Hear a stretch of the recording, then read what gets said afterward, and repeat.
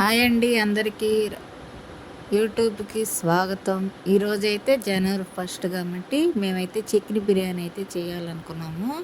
Chicken biryani అయితే చేస్తున్నాం చూడండి. ముందైతే బిర్యానీ ఆకులు పచ్చిమిరపకాయలు వేసి వేయించుకోవాలి. తర్వాత అయితే ఎర్రగడ్డలు వేసి కొంచెం బాగా మగ్గాలి. అవి కొంచెం బాగా మగ్గిన తర్వాత టమాటాలు కూడా వేసి బాగా మనకి ఎంత కావాలో అన్ని టమాటాలు అయితే కోసుకొని బాగా అవి కూడా మాగిన తర్వాత వచ్చేసి అయితే అల్లం పేస్ట్ అయితే రెడీ చేసుకుని అల్లం పేస్ట్ అయితే వేసాను. అల్లం పేస్ట్ వేసి బాగా మగ్గనియాలండి, దాని పచ్చివాసన పోయేదాకా. అల్లం పేస్ట్ అంతా అయిపోయినాక ఇప్పుడైతే బిర్యానీ మసాలా అయితే వేసేసాను. ఆ బిర్యానీ మసాలన్నీ వేసి బాగా వేగిన తర్వాత ఇప్పుడు మనం చికెన్ కూడా వేసేసి బాగా మగ్గనిచ్చుకోవాలి, బాగా ఉడకాల.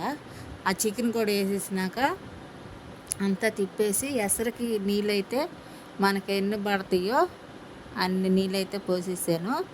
ఇప్పుడైతే బిర్యానీ అయితే రెడీ అయిపోయింది. చూడండి ఫ్రెండ్స్, నచ్చినట్టయితే లైక్ కొట్టండి, సబ్స్క్రైబ్ చేయండి ప్లీజ్. మా బిర్యానీ ఎట్లా వచ్చిందో కామెంట్లో పెట్టండి. బాగుందో లేదో మేమైతే టేస్ట్ చూసి అయితే మీకు చెప్తాము. బాయ్.